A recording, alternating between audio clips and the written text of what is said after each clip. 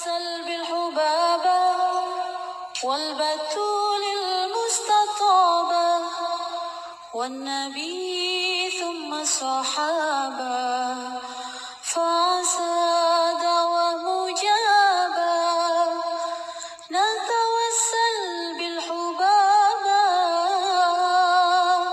والبتول المستطابة والنبي ثم الصحابة فعسى دعوة مجابة.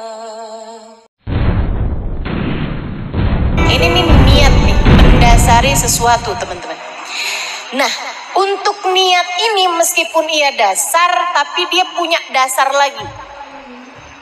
Niat tuh asas kan, dasar kan. Tapi si niat ini punya dasar lagi. Punya kayak orang mau bangun rumah tuh, kan pondasi. Tapi pondasi itu kan juga harus dibangun di atas tanah. Betul gak? Bikin pondasi di atas laut, terus di atas lumpur, ya goyang. Bisa bertahan cuman berapa waktu aja, lama-lama hancur juga, gitu ya. Jadi niat itu pondasi. Nah, pondasi itu punya dasar lagi, punya tempat awalnya. Apa tuh tempat awalnya? Namanya persepsi kalau dalam istilah bahasa orang sekarang, atau namanya bahasa Indonesianya sudut pandang, gitu ya. Kalau dalam bahasa Arab namanya masyhad. Nah, ini sesuatu hal yang saya rasa salah satu dari yang terpenting yang diajarkan oleh guru kami Sayyidil Habib Umar bin Hafid. Dalam istilah kami para santri, seperti yang disampaikan Habib Umar bin Hafid, namanya masyhad. Atau kalau dalam istilah yang lebih familiar di telinga kita, namanya al-dhann, namanya persangkaan. Ini yang katanya Nabi Muhammad sallallahu alaihi wasallam, khaslatan laisa fawqahuma syai'un minal khair husnudzan billah wa husnudzan bi ibadillah wa khaslatan laisa fihima syai'un minasyarr su'udzan billah wa su'udzan bi ibadillah. Kata Nabi Muhammad, dua perkara. Nggak ada lagi kebaikan lebih baik daripada dua perkara ini. Apa tuh Rasul? Dua sifat kata Nabi. Nggak ada lagi kebaikan lebih baik daripada dua sifat ini. Nggak ada sifat lebih baik daripada dua sifat ini. Yaitu baik persangkaan kepada Allah yang pertama, yang kedua baik persangkaan kepada hambanya Allah. Nah, Nabi sebut lagi khaslatan laisa fawqahuma syai'un minasyarr. Dua sifat, enggak ada sifat lebih buruk lagi daripada itu. Apa tuh Rasul? Su'udzan billah, su'udzan bi ibadillah. Buruk persangkaan kepada Allah, buruk persangkaan kepada Rasulullah. Itu. Jadi teman-teman sekalian, hal paling mendasar dalam hidup kita adalah niat. Tapi si niat itu juga punya dasar lagi gitu. Orang bisa punya niat baik kalau punya hal ini nih. Orang punya niat jelek kalau dia punya ini juga. Apa itu? Persepsi, cara pandang, gitu ya. Dzunun, persangkaan. Makanya teman-teman sekalian, hati-hati terhadap persangkaanmu. Hati-hati terhadap cara pandangmu. Hati-hati terhadap persepsimu. Tahu kalau saya boleh gampangin bahasanya, hati-hati terhadap sudut pandang, maksudnya adalah hati-hati dalam hidupmu terhadap fokusmu. Kamu mau fokusnya kemana? Karena hidup ini dengan segala macam permasalahannya itu seperti mata uang, selalu punya dua sisi, positif, negatif. Nah, kamu maunya fokusnya kepada yang mana? Gitu. Itu tuh akan melahirkan niat.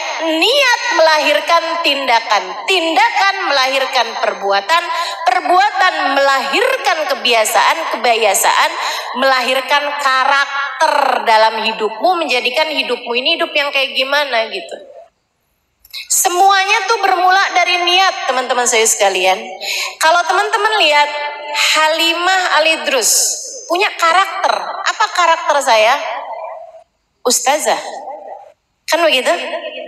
Halo?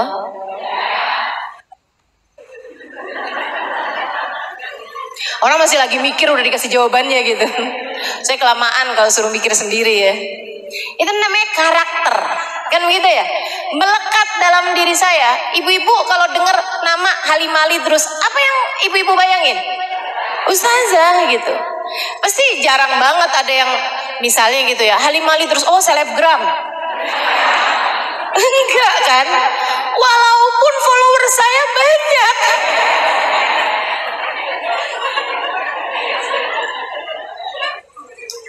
Walaupun follower saya di Instagram banyak, tapi nggak ada orang nyebut saya sebagai seorang selebgram.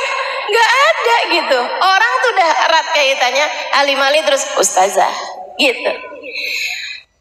Nggak ada orang nyebut saya kayak misalnya gitu ya, Halimah Al-Idrus, oh YouTuber. Walaupun YouTube saya sampai sempet dihack gitu ya. Kalau nggak karena aktif di YouTube kan nggak sampai ada yang ngehack kan gitu ya teman-teman sekalian.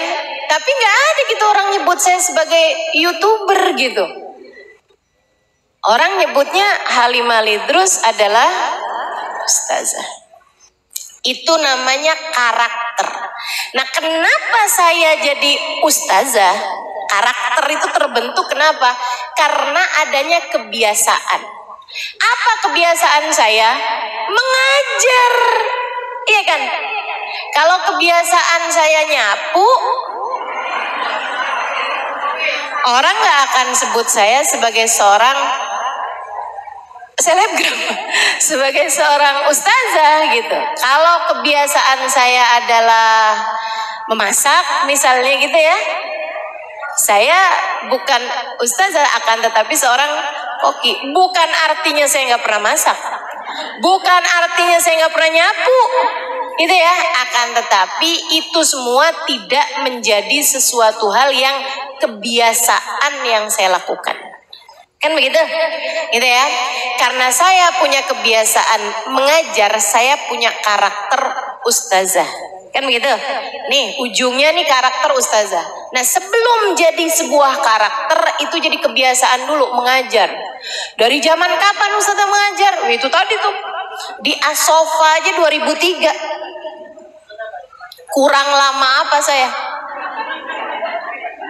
ngajarnya? Dan itu bukan kali pertama saya ngajar di tempatnya Ustazah Fatimah Asgaf nih, teman-teman. Yang waktu itu belum jadi ustazah. Gitu ya.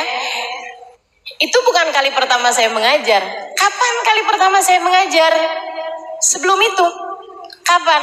Tahun awal kali saya diminta mengajar itu justru oleh seorang perempuan yang saya rasa paling banyak mengubah hidup saya. Khubabah Nur bintil Habib Muhammad bin Abdullah Al-Haddar. Tahun 2000 doang.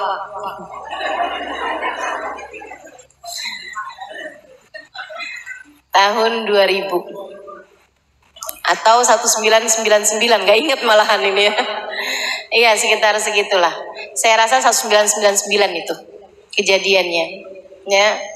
Saya ingat banget jadiannya, sama kayak halnya Kak Emma ingat saat saya pertama kali diminta untuk mengisi kajian di rumahnya gitu ya. Itu teman-teman saya sekalian, mohon maaf saya sih lupa.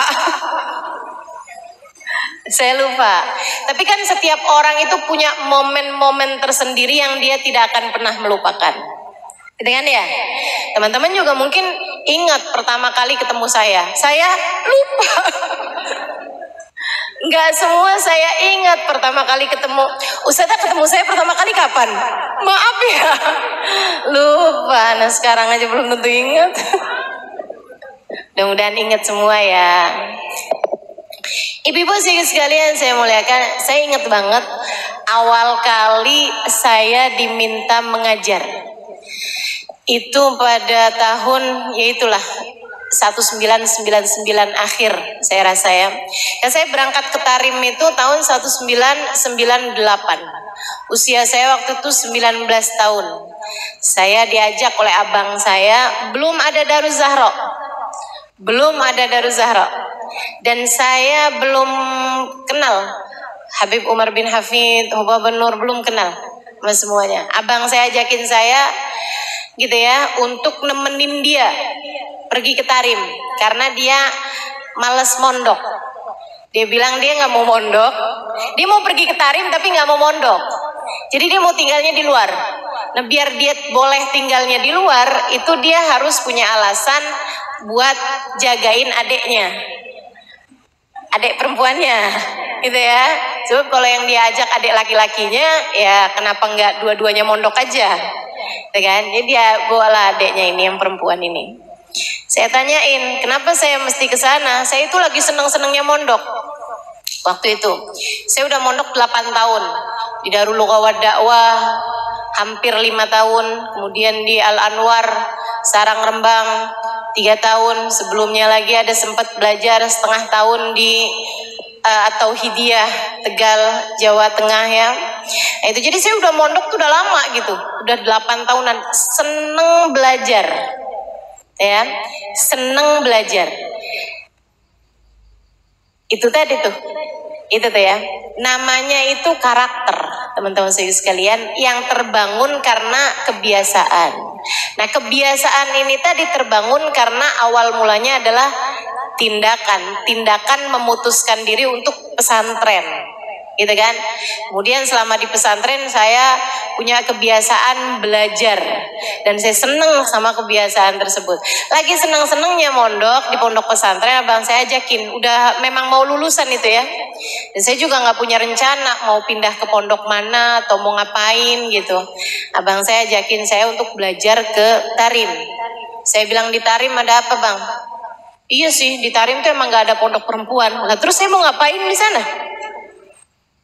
Saya nggak tahu juga ada apaan ya di sana ya gitu. Tapi kan kamu nanti bisa saya iniin, bisa saya rekamin kajian-kajian gitu ya. Dia bilang nanti kamu bisa dengerin gitu. Tapi kayak nggak menjanjikan gitu ya. Saya jadi di Tarim tuh ngapain ya? Kamu bisa cuciin baju saya, masakin saya. Itu kayak agak jadi TKW bukan? Kayak nggak menjanjikan gitu. Dia bilang udah kamu bawa aja kitab-kitab kamu, jadi nanti kamu bisa pelajarin di sana. Lah kalau mau buat pelajarin aja kenapa jauh-jauh ke sana ya? Tapi terus dia ada satu kata yang membuat saya jadi oke, saya mau gitu nemenin dia ke Tarim. Dia waktu itu bilang Tarim itu kotanya Fakihil Muqaddam Muhammad bin Ali Ba'alawi. Dan saya dari sejak kecil itu abah saya kalau habis selesai baca ratib haddad ada selalu beliau tambahin dengan doa, ya Rabbana yasir lana umurana bijahi Sayyidina Muhammad bin Ali Ba'alawi. Gitu. Teman-teman juga mungkin ya banyak sering dengar doa itu, terutama kalau abahnya suka baca ratib gitu, bapaknya atau suka hadir acara-acara pembacaan ratib. Ya Rabbana yasir lana umurana bijahi Sayyidina Muhammad bin Ali Ba'alawi. Akhirnya saya putuskan oke. Saya rasa kayaknya saya udah deket gitu sama Sayyidina Muhammad bin Ali Ba'alawi ya. Jadi akhirnya saya putuskan untuk baiklah bismillah yuk kita berangkat. Berangkat di sana beneran ternyata belum ada pondok pesantren perempuan gitu ya. Yang ada baru madrasah. Madrasah Daruz Zahra. Tapi waktu awal saya ke sana itu ada 2 orang yang tinggal di dalam madrasah tersebut. Karena dia tinggal tempatnya jauh, ada 2 orang Arab tinggal di sana. Dan Jadi saya itu kalau boleh dibilang tinggal pertama di Daruz Zahra itu perempuan ketiga. Perempuan ketiga yang tinggal di Daruz Zahra, ya. Dan juga perempuan pertama yang dari Asia yang tinggal di pondok pesantren Daruz Zahra. Bukan yang datang ke Tarim untuk belajar. Kalau yang datang ke Tarim untuk belajar, Ustazah Amirah duluan dari saya. Ustazah Amirah tuh di Tarim sebelum ada Daruz Zahra tuh. Makanya beliau tidak belajar di Daruz Zahra pondok pesantren, tapi belajar di madrasah Daruz Zahra dan banyak tinggal bersama dengan guru kita, guru kami yaitu Hubabah Nur. Ya, makanya luar biasa tuh, langsung sama Hubabah Nur, Ustazah Amirah itu. Teman-teman sekalian, saya pun mulai tuh sering datang ke Daruz Zahra gitu ya, nggak ngerti pertamanya. Orang Arab itu ngomongnya, orang Arab Tarim ngomong bahasa Arabnya ini banget tuh, aneh gitu. Bahasa Arabnya banyak diubah-ubah. Mungkin karena dia di pelosok juga ya, Arabnya bagian dalam gitu. Jadi ada lahjahnya gitu. Kalau kayak di Indonesia nih kayak orang Madura gitu, atau kayak orang mana gitu yang bahasa Indonesianya pun dirubah-rubah gitu kan. Logatnya apa semuanya jadi berubah gitu ya. Kayak orang Betawi deh. Orang Betawi kan bahasa Indonesianya juga orang bule gitu ya, yang masih belajar bahasa Indonesia, aku kamu bingung, dengerin orang Betawi ngomong kok nggak ada aku kamunya, nggak ada sama sekali gitu ya kita ya kalau ngomong orang Betawi sini. Gitu, jadi mereka tuh aneh banget gitu. Bahkan bahasa isyarat aja beda loh orang Tarim itu, masya Allah. Mereka tuh kalau bilang iya gini, kalau bilang enggak. Ya ampun, aneh banget gak sih? Masya Allah. Teman-teman sekalian, habis setahun saya tinggal di Tarim, saya udah kayak setengah tahun belajar di Tarim, saya udah mulai bisa ngobrol sama orang-orang Arab sana ya.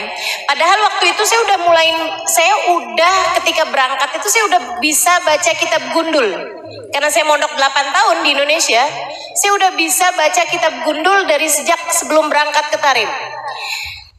Tapi di Tarim tuh saya belajar bahasanya dari awal lagi, belajar bahasa Arab percakapan ya, bersama dengan mereka tuh dari awal lagi gitu. Dengerin kajian juga kayak dari awal lagi, kayak dari nol, bener-bener nggak ngerti gitu. Teman-teman sekalian, sampai terus dapat sebulan, mulai ada banyak kata-kata yang bisa saya pelajari gitu. Mulai lagi 2 bulan, 3 bulan, 4 bulan, 5 bulan. 6 bulan tuh saya merasa udah mulai bisa ngobrol ya sama orang Arab. Tapi kalau suruh ngajar ya masih susah juga gitu kan. Sampai kemudian kurang lebih dapat 11 bulan. Itu awal kali saya disuruh ngajar tuh sama Hubabah. Gara-garanya ada satu ustazah, salah satu ustazah yang masya Allah, Ustazah Zainab Al-Khatib, pernah juga datang ke Jakarta beberapa tahun yang lalu. Nah itu beliau lagi ngajar, saya seneng banget hadir kajian beliau sirah Nabi, sejarah Nabi. Itu dia bisa nyeritain detil-ketil tahun kejadian, waktu kejadian, nama-nama tempat, kota-kota, sama petanya tuh dia bisa gambarin kejadiannya tuh di daerah sini, ini nih deketnya sama daerah sini. Itu luar biasa sekali ya kekuatan memorinya ya. Orang Arab nih emang nggak banyak dosa, makanya nginget-nginget sesuatu jadi cepet banget gitu. Orang kita nih kebanyakan dosa, gampangan lupa. Akhirnya teman-teman, ada satu waktu Ustazah Zainab ngajarin fikih. Nah nih, kalau urusan fikih itu saya memang waktu di Sarang Rembang di Al-Anwar itu pelajaran paling banyak yang saya pelajari adalah fikih. Makanya teman-teman kalau belajar fikih dari saya nggak usah merasa kayak yang bener nggak sih ini Ustazah nyampein, nggak usah, percuma.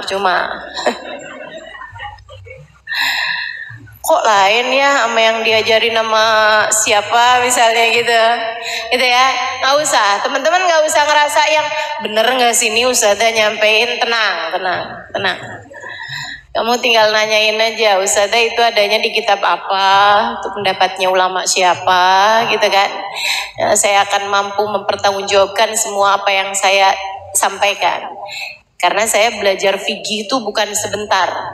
Saya itu nyaris hafal semua isi kitab I'anatul Talibin ala Syarhi Fathul Mu'in. Dan itu 4 jilid yang saya ketika sebut namanya teman-teman tahu aja kagak. Enggak, bukan saya mau meremehkan dirimu, enggak. Tapi udah kelihatan dari mukanya.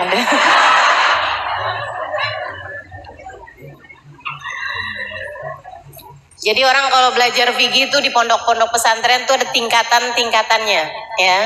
Biasanya tingkatan yang paling tinggi itu kitab namanya Fathul Mu'in. Nah, kitab Fathul Mu'in tuh kitabnya sekian nih tebelnya.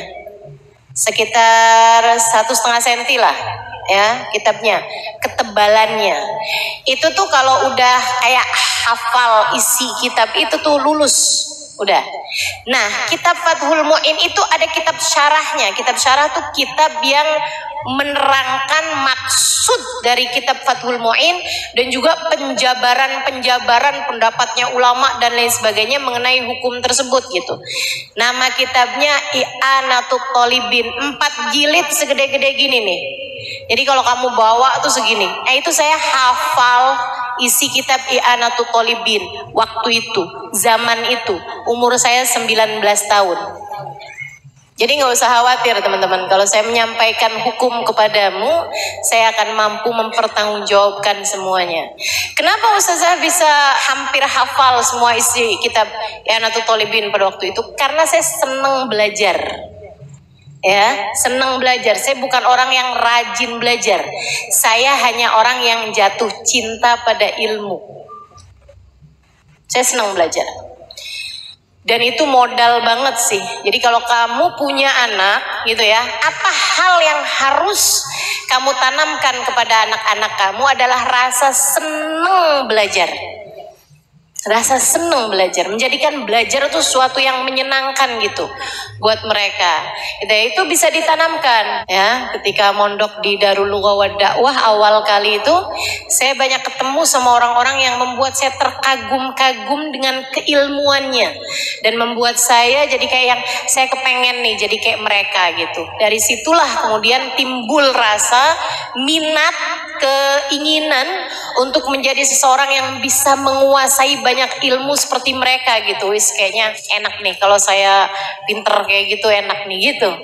Jadi saya seneng belajar, saya seneng tahu sesuatu tuh, saya seneng banget. Balik lagi ke Tarim. Jadi akhirnya saya tinggal di Tarim tuh. Ustazah Zainab lagi ngajarin fikih. Ada satu pembahasan Ustazah Zainab. Ustazah waktu itu bahas masalah wudu teman-teman. Pas pembahasan tentang tartibul wudu, syaratnya wudu, rukunnya wudu, salah satunya adalah tartib. Tartib definisinya an la yuqaddam adu ala adu, gitu ya, tidak mendahulukan satu rukun dari satu rukun, tidak mendahulukan satu anggota tubuh dari anggota tubuh yang lain untuk dibasuh. Gitu, mesti yang muka dulu, habis muka selesai baru tangan. Jadi kalau teman-teman wudunya itu di pancuran, terus bilang kayak gini nih, nawaitul wudu li rafil hadasil asghar lillahi ta'ala, Allahu akbar, sekalian semuanya gitu.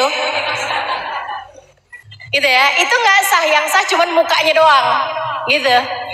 Nah, habis selesai kajian, itu Ustazah Zainab ditanyain tentang orang yang nyelam, tentang orang berenang. Kalau orang nyelam gitu kan, niat nih, pas lagi nyelam pertama tuh nawaitul wudu lillahi ta'ala gitu. Nyelam doang tuh set gitu, habis itu terus berdiri lagi gitu kan. Maksudnya habis itu terus mentas gitu dari air gitu. Itu berarti wudunya sah nggak Ustazah gitu? Ustazah Zainab bilang nggak sah, yang sah cuman mukanya doang. Habis buka terus tangan. Saya dengernya nggak gitu. Jadi saya pulang, saya bukain tuh kitab-kitab yang saya punya. Dari I'anatul Talibin, ada lagi Baijuri, dari tulisannya Syekh Ibrahim Al-Baijuri. Ada lagi kitab namanya Al-Ighna.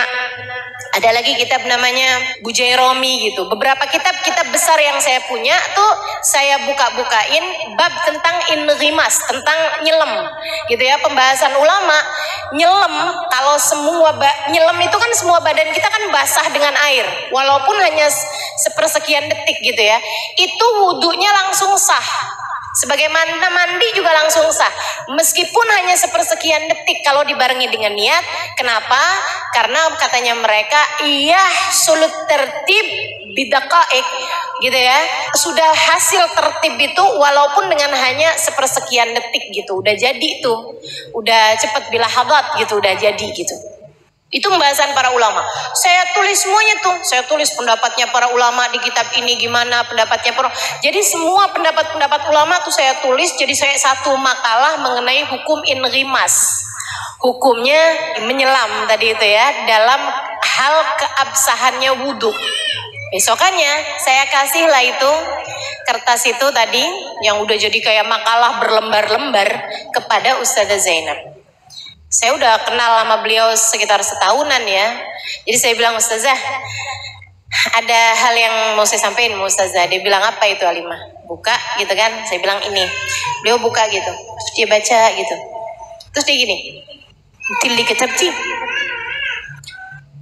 Saya bilang, iya. Dia bilang, kamu yang nulis ini. Saya bilang, haa. Tifahim tilli kitabti. Dia bilang, kamu paham nih yang kamu omongin, yang kamu tulisin kamu paham. Saya bilang, iya. Kamu paham gitu yang kamu tulisin? Saya bilang, iya saya paham. Terus beliau bilang begini nih, jazakillah khair, jazakillah khair. Dia tuh kayak sambil ngeliatin muka saya gitu, kayak yang, ini iya gak sih gitu ya. Saat itu usia saya masih 19-an tahun, ya hampir 20-an tahun ya. Dan saya itu kurus kering, bibir pecah-pecah. Susah buang air besar. Iklan larutan. Tapi emang saya kurus banget teman-teman saya sekalian. Berat saya waktu itu 38 apa gitu. Dengan setinggi ini ya, jadi saya benar-benar tulang berbalut kulit gitu. Saya sampai suka digodain sama abang saya. Kata abang saya, untung kamu nih punya kulit. Kalau nggak punya kulit tulangnya berantakan. Ya Allah, sian bener. Akhirnya besokannya pas waktu istirahat siang, dia bilang gini sama saya, Halimah, dia bilang. Saya bilang, lebih Ustazah Zainab. Dia bilang, Halimah, Huwa Banur ta'atki. Huwa Banur manggil kamu gitu. Kenapa nih ya? Kamu dipanggil Huwa Banur. Kamu diminta buat datang ke rumahnya Huwa Banur. Ya ampun, tuh saya deg-degan.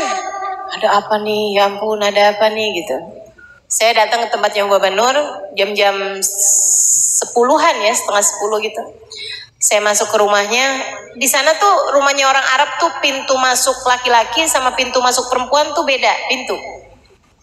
Jadi hati-hati kalau datang ke Tarim gitu ya. Datang ke rumahnya orang tuh jangan asal masuk pintu rumah gitu. Itu selalu mereka tuh sekecil apapun rumahnya, pintu masuk laki-laki sama pintu masuk perempuan beda-beda. Gitu. Jadi kamu jangan sampai keliru masuk pintu laki-laki. Kamu yang malu. Gitu ya, kalau laki-laki masuk ke pintu perempuan, nanti perempuan yang di dalam malu karena mereka mungkin nggak pakai kerudung gitu kan, namanya di dalam rumah kan gitu. Itu. Jadi akhirnya saya udah ketuk pintu masuk ke rumah Huwa Banur. Baru saya ketuk terus Huwa Banur bilang, "Udkhuli Halimah, udkhuli." Dia udah tahu rupanya saya yang datang gitu. Beliau lagi sarapan, saya dikasih juga sarapan beliau, terus beliau bilang kuli Halimah kuli. Habis itu, Huwa Banur bilang kayak gini sama saya, Halimah, kamu tahu kan, saya itu beberapa waktu yang lalu kehilangan seorang guru pengajar fikih. Dia dari mana gitu sebutin namanya, Mau Baba, dan dia harus pulang. Saya sedih bener, karena saya tuh perlu banget perempuan ngajarin fikih gitu. Saya akhirnya jadi minta sama Allah, saya jadi doa, saya minta ya Allah, jangan biarkan saya sendirian dalam jalan dakwah ini. Bantu saya ya Allah, datangkan guru fikih untuk kami. Saya doa berapa waktu ini Halimah. Sampai terus kemarin Ustazah Zainab ngasih lihat sama saya tulisan yang kamu tulis tentang bab inrimas dalam masalah wudhu. Saya ketika membacanya, saya tahu bahwa doa saya sudah diijabah Allah. kamu adalah ijabah dari doa saya minta kepada Allah didatangkan guru fikih untuk kami. Terima kasih Halimah, saya tahu Allah tidak akan pernah membiarkan saya sendiri dalam jalan dakwah ini. Mengajarlah bersama kami nak, zakillah khair. Saya saat itu rasanya ngerasa kayak yang ya Allah, ucapan beliau tuh sampai sekarang saya nggak lupa gitu. Kamu adalah ijabah doa saya. Saya tahu Allah tidak akan pernah membiarkan saya sendiri. Allah hadirkan kamu untuk kami agar kamu bisa bersama dengan kami membantu dakwah ini. Gitu. Saya tahu Allah tidak akan pernah membiarkan saya sendiri. Terima kasih Halimah, mengajarlah bersama kami. Itu teman-teman saya sekalian, menurut saya salah satu ucapan paling indah, salah satu di antara ucapan paling indah yang pernah saya dengar. Gitu ya. Kalau Kak Emma tadi cerita bahwa saya bilang sama dia itu kan, buat Kak Emma apa sih yang enggak? Gitu ya. Buat Kak Emma apa sih yang enggak gitu. Waktu itu saya ngomong kayak begitu gitu. Dan itu menurut dia adalah salah satu dari ucapan indah yang pernah didengar dalam seumur hidupnya gitu kan. Salah satu dari ucapan-ucapan indah yang pernah dia dengar dalam hidupnya. Nah saya menganggap bahwa permintaan Hubabah kala itu juga merupakan salah satu dari hal terindah dalam hidup saya yang pernah saya dengar. Saya bilang marhaba Hubabah, marhaba. Doakan saya biar saya bisa. Mulai besoknya saya udah langsung dapat jadwal ngajar. Di saat yang banyak dari perbendaharaan bahasa Arab itu belum saya tahu. Saya ingat banget, saya pernah menyampaikan mengenai syarat-syaratnya sujud. Di antara syarat sujud itu harus ada tahamul. Tahamul itu yang neken bagian kepalanya. Kalau kamu sujud kamu itu bisa dianggap sah kalau kamu itu sujud di atas sesuatu yang keras. Gitu ya, bukan sesuatu yang sangat lentur banget gitu.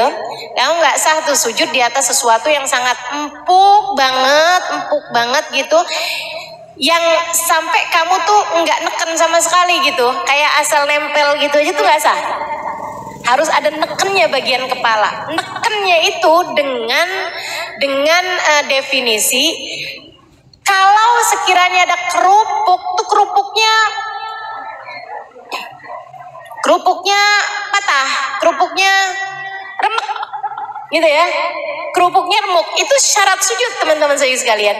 Nah itu saya waktu ngasih tahu sama teman-teman yang orang Arab, kan yang belajar nih kan madrasah masih kan. Ada orang-orang Indonesia, ada orang-orang mana juga yang pada berdatangan, ada orang Barat juga yang pada mulai berdatangan tahun itu. Tapi mayoritasnya orang-orang Arab. Nah, dan saya mengajarnya dalam bahasa Arab gitu kan. Saya nggak tahu bahasa Arabnya kerupuk. Saya bilang kalau ada sesuatu di tempat sujud kamu, itu kalau kamu tekan dia pecah. Nah apa gitu kan? Apa ya? Zujaj katanya anak-anak ini, jadi main tebakan. Kaca, enggak nggak sampai kaca. Ya ampun serem banget kalau syaratnya sujud harus mecahin kaca. Nggak sampai kaca saya bilang. Apa ya? Makanan apa ya dibilang kayak gitu? Makanan yang kalau kamu makan terus dibilang kerupuk. Ya ampun, gampang banget bahasanya.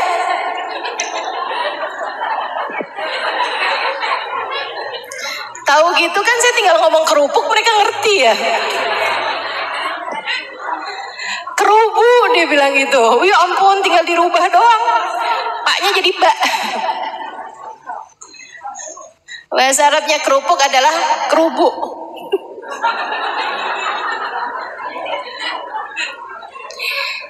Saya pun mengajar mulai tahun itu 1999 sampai dengan sekarang tahun 2022. Berapa tahun tuh? Berapa tahun sih itu? 23 tahun. Saya udah ngajar 23 tahun. Masya Allah, Masya Allah. Kurang lama apa? Dari umur saya 20 tahun sampai umur saya sekarang 43 tahun. Teman-teman saya sekalian.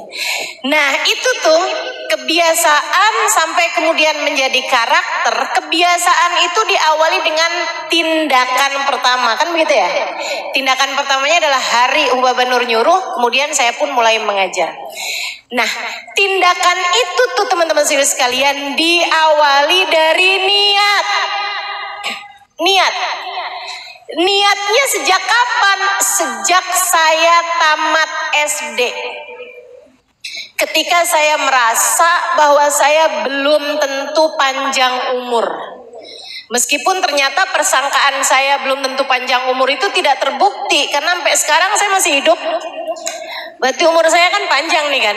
Udah sampai 43 gitu maksud saya. Ya nggak tahu kesananya masih panjang apa enggak. Tapi saya menganggap bahwa umur saya sekarang ini berarti udah panjang. Saya udah hidup 43 tahun teman-teman serius sekalian. Udah panjang apa belum tuh? Panjang. Udah panjang menurut saya. Saya tuh dulu dari sejak SD, dari masih SD, saya selalu berpikir, saya tahu kalau saya punya kecerdasan lebih daripada teman-teman saya di SD. Ya, belum tentu dari kamu belum. Tapi dari teman-teman saya sekelas di SD, saya punya kecerdasan lebih daripada mereka, sehingga saya selalu jadi bintang kelas. Saya nggak pernah kesulitan untuk belajar waktu itu. Saya jadi merasa bahwa saya ini kayaknya bisa belajar apa aja deh. Saya bisa belajar kedokteran, jadi saya bisa jadi dokter. Saya bisa belajar cara bangun rumah, bikin saya bisa jadi arsitek. Teman-teman sekalian, cuman saya pikir saya mau belajar apa ya yang sekiranya kalau saya berumur pendek sekalipun saya akan bermanfaat ilmunya. Saya pikir kalau saya belajarnya itu kedokteran, belum tentu saya panjang umur. Sehingga saya belum tentu memanfaatkan ilmu saya. Kan panjang waktu belajarnya. Dan pula kalau saya ternyata mati sebelum jadi dokter, ilmunya jadi sia-sia. Saya pengen belajar sesuatu yang andai pun saya umurnya pendek, dalam kubur tuh saya nggak nyesel.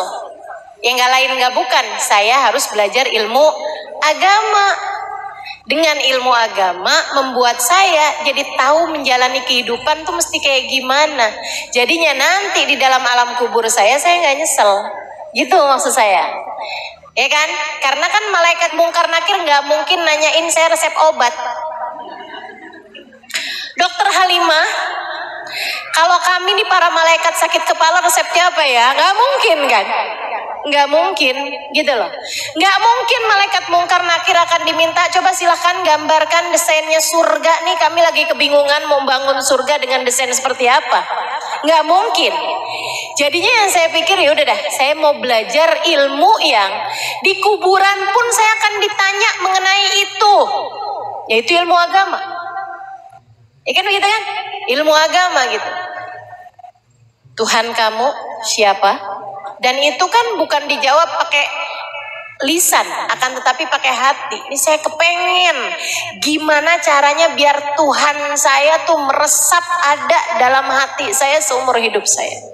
Kalau ditanya-tanya apa kitabmu gitu ya, apa imammu, apa petunjukmu dalam kehidupan, saya akan bisa menjawab Al-Quran imami, Al-Quran adalah imamku, Al-Quran adalah petunjuk dalam kehidupanku dan saya ngerti isinya Al-Quran.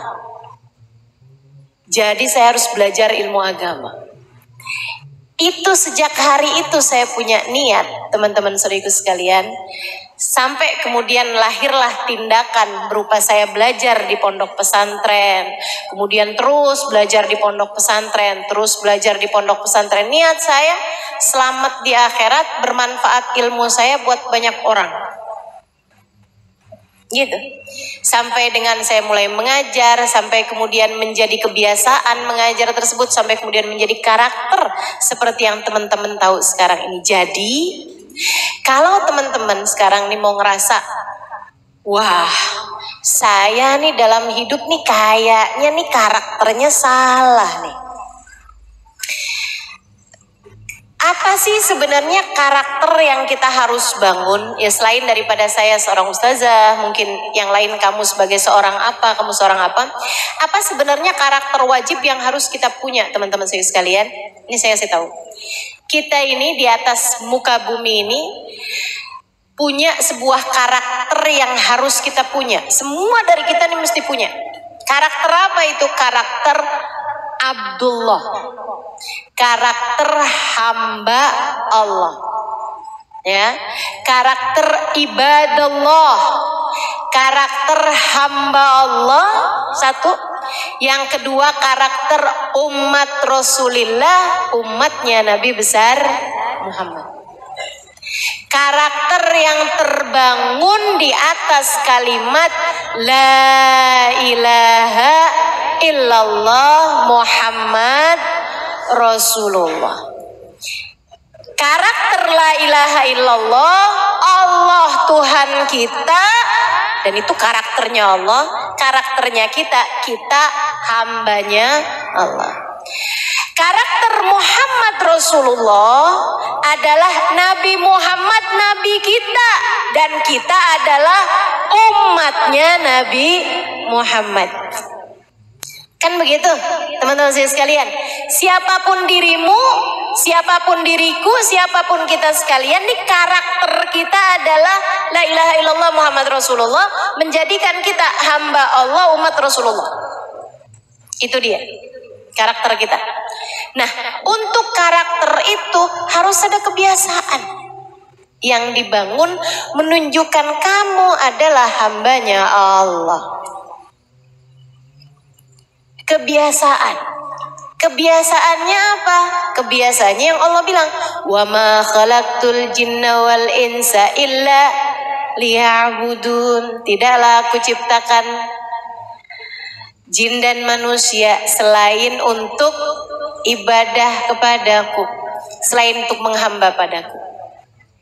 Jadinya karakter kamu sebagai hambanya Allah dibangun di atas kebiasaan, yaitu ibadah. Ibadah pada Allah Subhanahu wa Ta'ala.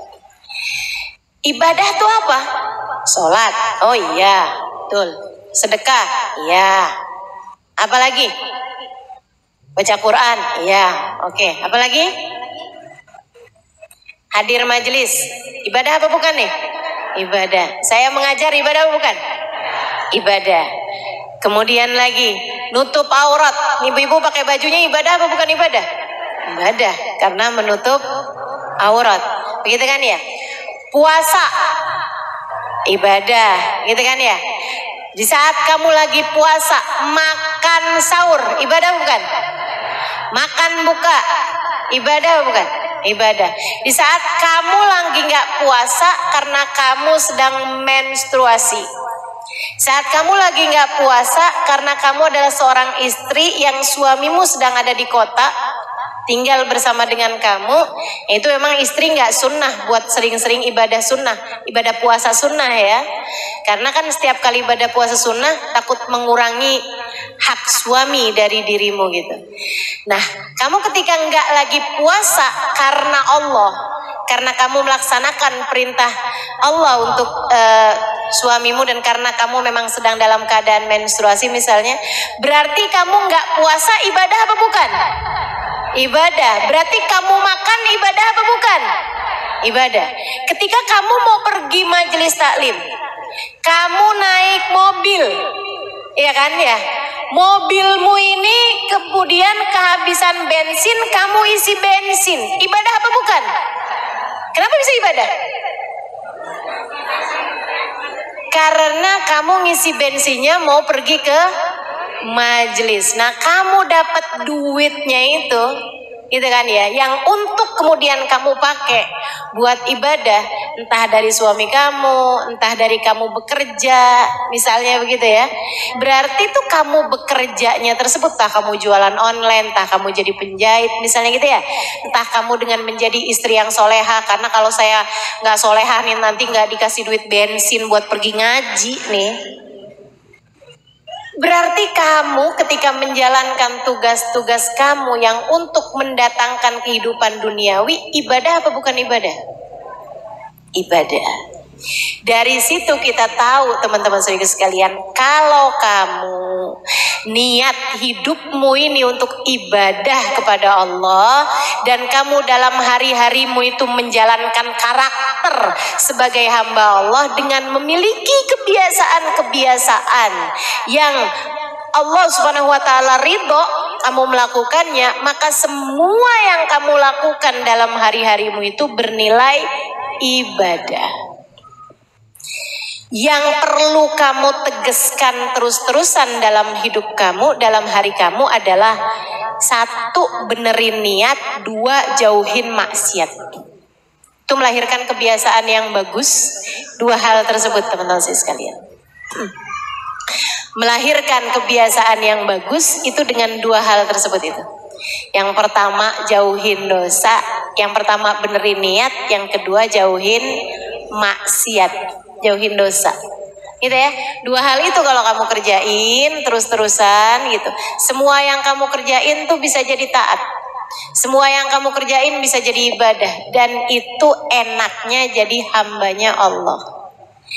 Kamu jangan kirain di hari akhirat nanti yang bakalan menuhin timbangan amal pahalamu tuh cuman sholat, sedekah gitu ya, hadir majelis ilmu, puasa, baca Quran gitu. Enggak, salah teman-teman saya sekalian.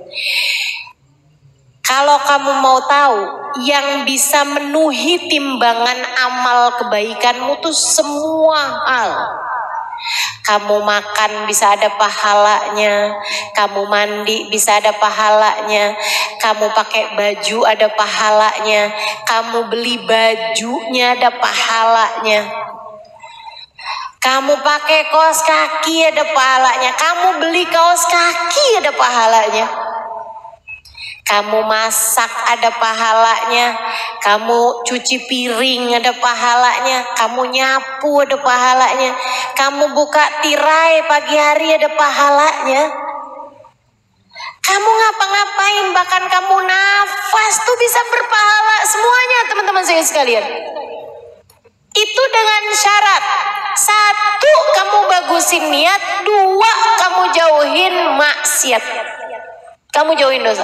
Semua yang kamu kerjakan bisa ketulis di dalam catatan amal ibadah kamu nantinya.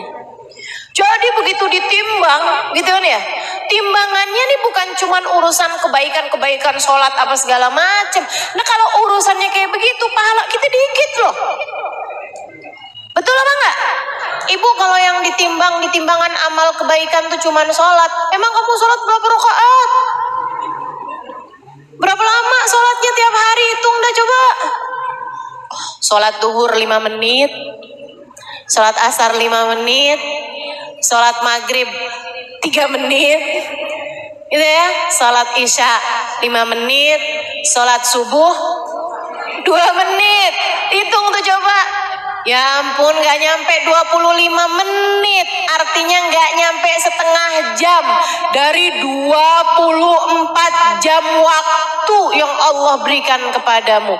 Belum lagi sholatnya, sambilan sholat sambilin mikir mau masak apaan habis gini ya. Emang iya gitu ada di timbangan amal kebaikan. Waduh kayaknya berat nih mau naroin kebaikan-kebaikan kita yang bisa ngeberatin biar bisa lebih berat daripada dosa-dosa kita. Gimana caranya nih biar bisa ngeberatin timbangan amal kebaikan? Jadikan semua perkara mubahmu sunnah. Ini pesan dari Sayyidil Habib Umar bin Hafid. Kata Habib Umar bin Hafid, al-mu'min ma yaf'alul mubah. Orang yang beriman tuh gak ngerjain perkara mubah. Kok bisa gitu, Bib? Ya ngapain kamu ngerjain mubah? Kalau mubah itu bisa bernilai pahala ketika kamu ngebagusin niat dan ngebagusin caranya. Beliau gitu, kamu bagusin niat, kamu bagusin caranya, itu jadi berpahala teman-teman. Kamu makan, niat makannya biar gak lemes hadir majelis. Saya niat makannya biar saya gak lemes kalau ngajar. Ibu-ibu, kalau saya gak makan-makan, saya lemes loh. Emang dikirain kalau saya nggak makan-makan lemes? Gitu ya, lemes saya. Tapi ibu-ibu harus tahu nih ya, harus tahu juga nih. Saya sering banget ditanya, Ustazah kok nggak pernah badannya nggak pernah XXL gitu. Meskipun sekarang ini udah M mengarah ke L ya ini. Dulunya saya SS. Dulunya. Ya kebayang aja gitu. Tinggi segini, berat badan saya 38, 39, 40 gitu kan. Aduh, udah tinggal tulang aja tuh. Kalau teman-teman tanya sama saya kayak gitu ya, saya kasih tahu jawabannya. Karena saya nggak bisa ngajar dalam keadaan kenyang. Saya susah konsentrasi mengajar dalam keadaan kenyang. Makanya saya menghindari makan sampai kenyang sebelum majelis. Jadi saya nggak berani makan kenyang sebelum majelis. Makanya saya nggak pernah XXL. Nah tiap hari ngajar. Jadi saya setiap kali makan nih, ya ampun nih kalau kenyang saya susah konsentrasi. Jadi saya kurangin lagi nasinya. Gitu. Masa kayak begitu saya nggak jadi ibadah? Ibadah dong. Malaikat mau nggak nyatet sebagai ibadah kan nggak enak, ya ampun dia nih sampai padahal masih lapar loh. Sian. Dia nih padahal masih lapar tapi dia nggak mau makan banyak-banyak. Soalnya dia bilang katanya kalau dia makan banyak dia nggak bisa ngajar. Kesian dah kita tulis pahala banyak-banyak dah. Gitu. Teman-teman sikut sekalian yang saya muliakan, kalau kamu nggak makan, kamu lemas. Kamu makan. Makanmu bernilai ibadah. Karena kamu niat dengan makan tersebut biar nggak lemes ngerjain taat. Apalagi kalau makan kamu itu ditambah dengan adab-adabnya makan. Adabnya makan yaitu tadi, sebelum kenyang udah berhenti. Adabnya makan pakai tangan kanan. Adabnya makan sambil duduk, nggak sambil berdiri, gitu kan ya. Adabnya makan diawali dengan Bismillah, diakhiri dengan hamdalah, dikunyah dengan baik makanannya, kan gitu ya. Kemudian kan kita juga makannya nih, ngindarin yang nggak jelas kehalalannya. Mau kelihatan seenak apapun, kalau ternyata itu adalah BABI, kita nggak akan mau sentuh, betul apa enggak? Wih, kelihatannya enak banget, ya ampun. Wih, enak banget nih. Ini daging apaan nih? Sapi? Bukan, Mbak. Apaan ya? Tapi ini babinya babi halal, Mbak. Kenapa kok bisa halal? Disunat. Babinya disunat. Masya Allah. Teman-teman sikut sekalian yang saya muliakan, jadi kan kita udah menghindari dosa. Kita buat makan nih nggak ngambil yang bukan hak kita. Kita kerja dengan cara yang halal untuk mendatangkan uang untuk kita beli makanan tersebut. Bukan hasil korupsi, bukan hasil nilang, bukan hasil ngambit duit di saku suami. Kita dapetin makanan tersebut dengan uang halal. Kita beli pakai uang halal makanannya. Makanannya halal. Kita makannya dengan adab-adab yang disunahkan oleh Nabi Muhammad. Niat makannya biar enggak lemes untuk mengerjakan ibadah kepada Allah. Pahala, teman-teman. Kamu makan berpahala dan dosa-dosa berguguran dari tubuhmu itu. Makanannya jadi sumber energi kebaikan. Makanya kalau kamu bilang saya kok berat banget ya mau mengerjakan kebaikan gitu, kamu liatin makananmu tuh mungkin ada yang haram. Apanya yang haram ya? Mungkin bukan makanannya haram, tapi dapatnya dari hasil yang haram. Hati-hati teman-teman, coba liatin aja di sekeliling. Yang pada korupsi, yang pada jadi pejabat tapi yang dolim sama rakyat, gitu ya. Atau yang jadi, mohon maaf, yang jadi polisi tapi suka nilang orang, gitu kan ya. Bu, bukan apa masalahnya. Ada nggak orang yang ditilang ikhlas? Jarang loh. Betul apa enggak? Alhamdulillah kena tilang. Ya Allah, seneng banget, saya mau ngasih polisi. Ada yang begitu? Nggak ada, nggak pernah lihat saya. Mesti orang tuh kalau udah ketemu ini kan polisi kan, astagfirullah, astagfirullah, kok deg-degan ya rasanya ya. Apakah ini yang dinamakan jatuh cinta? Insya Allah. Nggak ada yang ikhlas tuh, kalaupun juga ngeluarin duit, ya ampun, nggak ada yang ikhlas. Udah apalagi ditambah dengan hadis ar-rashi wal murtashi finnar, yang nyuap dan yang disuap masuk neraka. Serem banget, serem banget. Jadi teman-teman sekalian yang saya muliakan, kalau uangnya itu hasilnya halal, insya Allah semuanya bakal gampang ngerjain ketaatan. Makanya kalau kamu mau benerin hidup kamu tuh, salah satu dari yang harus kamu benerin biar taat yang dikerjakan adalah penghasilannya juga mesti halal. Teman-teman sekalian, liatin aja di sekeliling kamu. Kalau ada orang berpenghasilannya haram, apalagi pakai judi, apalagi pakai pinjol, pinjaman online tuh, kamu pikir nggak haram? Ini mana dia nih yang suka pinjol nih? Ya ampun, buka YouTube sekarang iklannya pinjaman online semua. Astagfirullah, astagfirullah. Riba teman-teman. Dan riba itu dosa, satu dari dua dosa yang Allah ancam dalam Al-Quran. Kalau kamu nggak berhenti, aku perangi, kata Allah. Nih, jangan main-main sama urusan riba. Ayo nih, mana dia nih, emak-emaknya nih, yang suka kredit panci, yang suka hutang-hutang online nih, pinjaman online atau pinjaman berbunga, pinjam uang di bank, pinjam uang yang dijanjikan inian ya, apa sih namanya, bunga gitu. Teman-teman saya sekalian tuh haram tuh, dan jangan main-main teman-teman saya sekalian. Haramnya bukan dosa kecil, tuh dosanya gede. Sampai katanya para ulama, salah satu dari dosa-dosa tertinggi yang bisa dipastikan pelakunya matinya tidak husnul khotimah. Dalam Al-Quran, saya baca nih di Quran nih. Oh, saya baca Quran dan insya Allah banyak yang ngerti artinya. Saya baca Quran. Di dalam Quran hanya ada dua dosa loh yang disebutkan sama Allah. Kalau kamu nggak berhenti, aku perangi kamu, kata Allah. Fa ilam tantahu fa'danu biharbin minallahi ta'ala wa rasulih. Kalau kamu nggak berhenti, aku ajak kamu perang.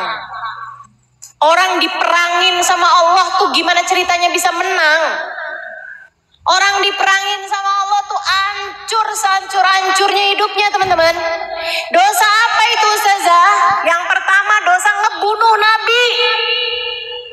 Yang namanya orang tuh dosa paling gede ngebunuh Nabi. Udah kebayang kayak apa dosanya?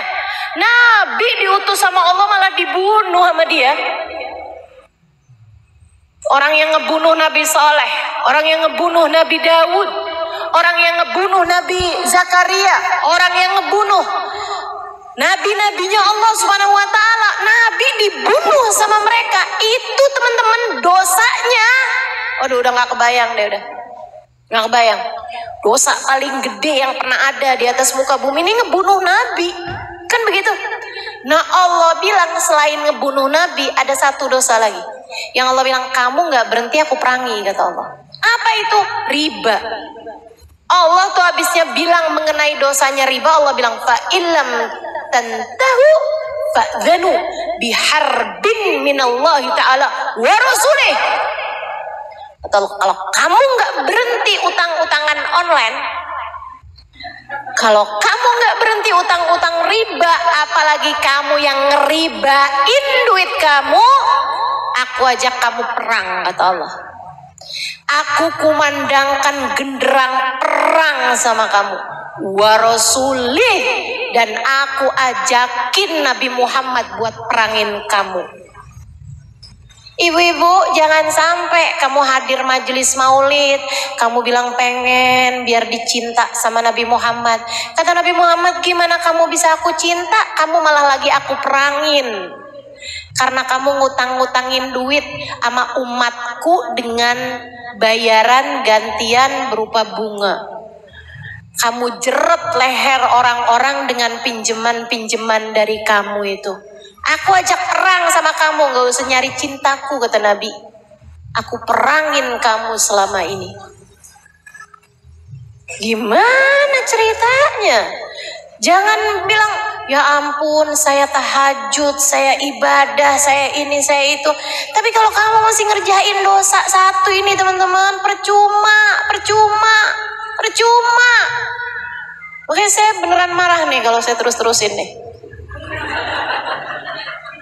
Dah buruan, kalau masih ada yang tersangkut urusan pinjaman online atau urusan pinjaman offline, ya pokoknya hutang piutang dengan riba. Mau kamu yang berhutang, apalagi kamu yang menghutangi, segeralah bertaubat kepada Allah Subhanahu wa taala. Tinggalin, cepetan, buruan. Sebelum kamu jadi kebiasaan, sebelum jadi karakter. Si fulana, siapa dia? Oh, tukang renten itu. Ah, tuh sebelum jadi gitu. Sebelum jadi karakter. Buruan, segera taubat sama Allah Subhanahu wa taala sebelum datang ajal menjemput kamu.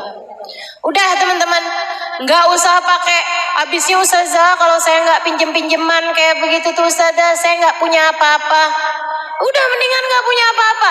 Bu, jangan pernah lupa apa yang sering saya sampaikan sama ibu-ibu.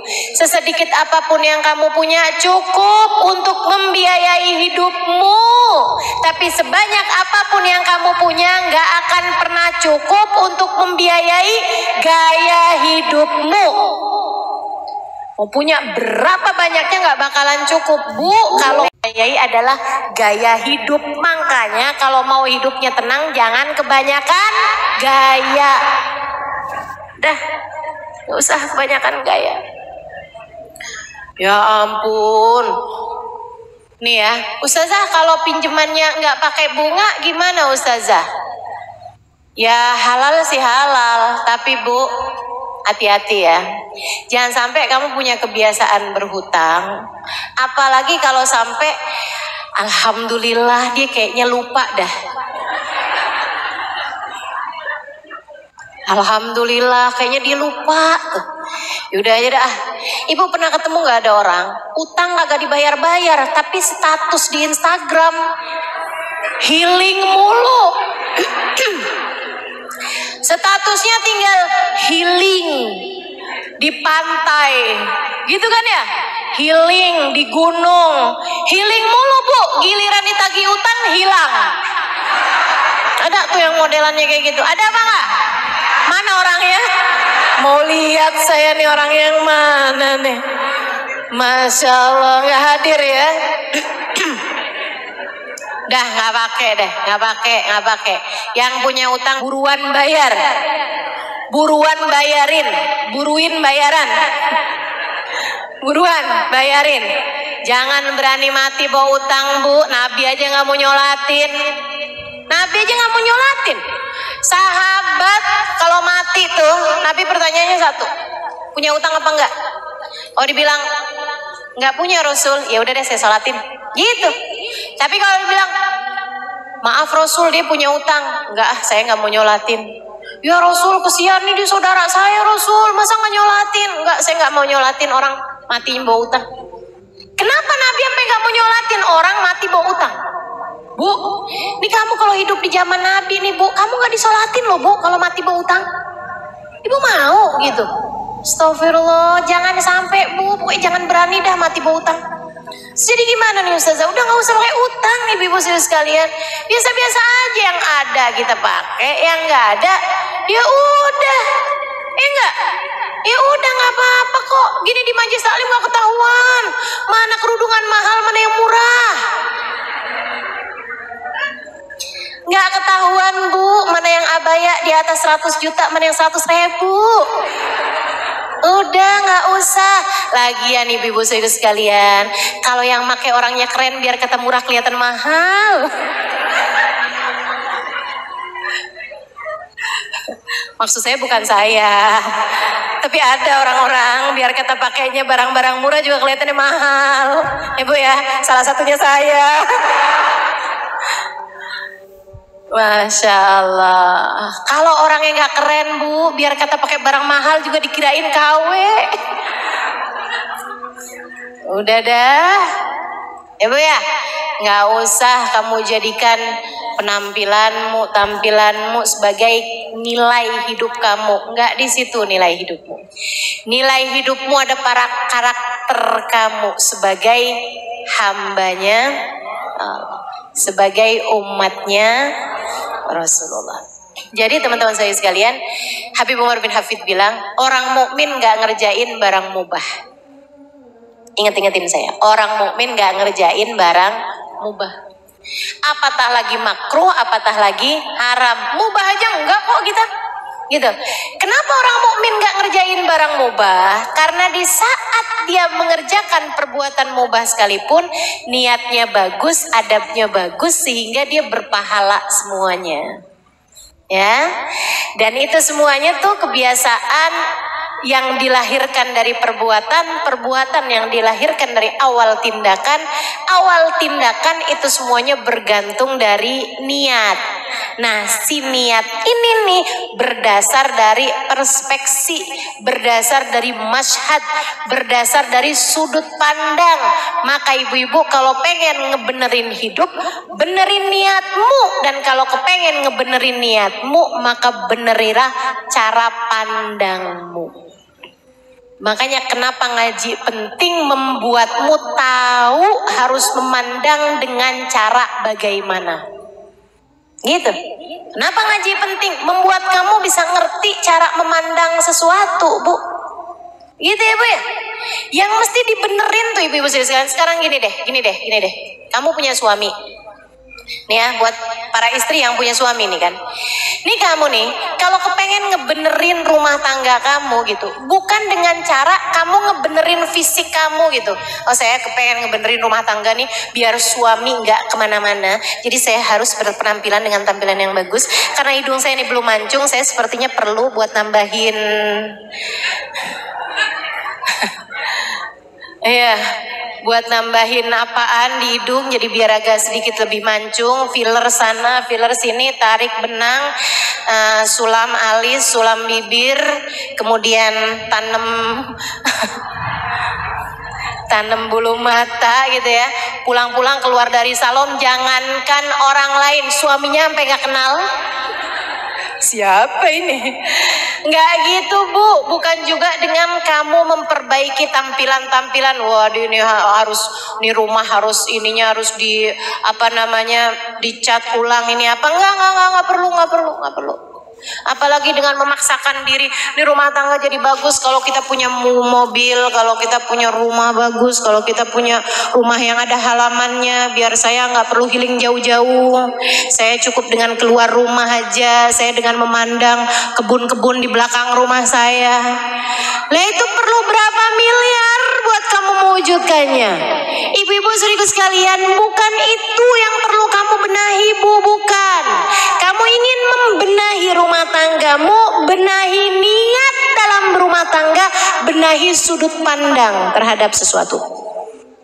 Benahi niat. Apa niatnya? Saya berumah tangga buat ibadah. Saya berumah tangga ini buat ibadah. Saya jadi istri dia, saya mau nyari pahala. Bukan mau nungguin transferan. Saya jadi istri dia ini bukan untuk dicintai dengan sepenuh hatinya, bukan. Akan tetapi untuk biar saya diridhoi sama Allah Subhanahu wa taala, pemilik dia. Pemilik suami saya. Nih Bu, kalau kamu udah nyari Allah, Allah bakalan bikin hati hamba-hamba terpaut padamu. Itu kamu gak usah khawatir. Suka mau nggak Ustaz? Kamu dapetin Allahnya, Allah bakalan kasih semuanya. Anak-anak soleh-soleha, suami cinta sama kamu, saudara sayang sama kamu. Kalau kamu dapat ridha Allah Subhanahu Wa Taala, gak usah khawatir itu. Jadi kamu nyari Allahnya, itu niat kamu. Apa-apaan nyari ridha Allah, nyari ridha Allah, nyari ridha Allah. Jangankan dalam perlakuan kamu kepada suami kamu yang besar-besar, bahkan sekedar kamu senyum sama suami, kamu nanyain apa kabar dia, kamu pijitin kakinya, bukan karena biar kamu dikasih transferan lebih banyak, akan tetapi karena kamu ingat nih semuanya pahala nih, ya Allah, saya pengen nyari pahala di sisimu ya Allah. Nih ibadah saya nih, disuruh baca Quran suka ngantuk, disuruh tahajud suka berat matanya, disuruh puasa lapar, ya udah deh yang enak-enak aja dah, pijitin kaki suami. Kan begitu ya?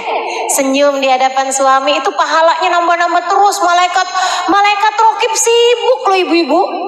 Jangan kamu kira di saat kamu tahajud, di saat kamu baca Quran gitu ya, saat itu aja malaikat tuh kemudian sibuk. Belum tentu nyatet pahala sholat kamu tuh semuanya kecatet. Apalagi sholat kamu masih gelambiar pikirannya kemana-mana. Tapi di saat suami kamu lagi datang, kemudian kamu senyumin, apa kabar, gimana tadi di luar. Oh, kamu senyum-senyum gitu seneng jadi bini abang. Sehat-sehat ya bang ya. Ya ampun bang, mudah-mudahan abang panjang umur. Bang, abang tahu nggak bang, saya mau ngomong bang. Apaan kata suaminya? Bang, abang tahu nggak sih bang? Apaan sih, kamu mau ngomong apa sih? Abisnya saya pikir-pikir ya bang ya. Apaan? Kata suaminya, habis saya pikir-pikir ya bang ya, abang tuh hadiah Allah paling bagus dalam hidup saya bang.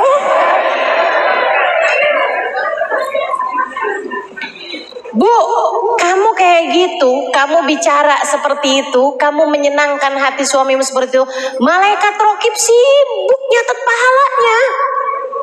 Jangan dikira enggak, banyak banget itu tuh pahalanya. Itu yang harus kamu lakukan, teman-teman saudaraku sekalian. Benahi niat, benahi sudut pandang. Ngelihat suami bukan sebagai Fulan bin Fulan, anaknya Pak Fulan. Dia adalah ayah anak-anak saya. Nggak gitu lihatnya. Fulan bin Fulan dia adalah suami saya. Nggak gitu caranya.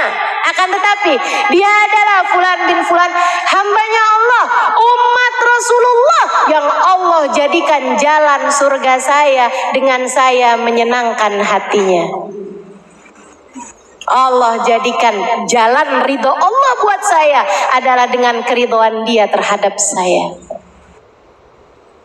Makanya kamu lihatnya, udah deh tuh surga.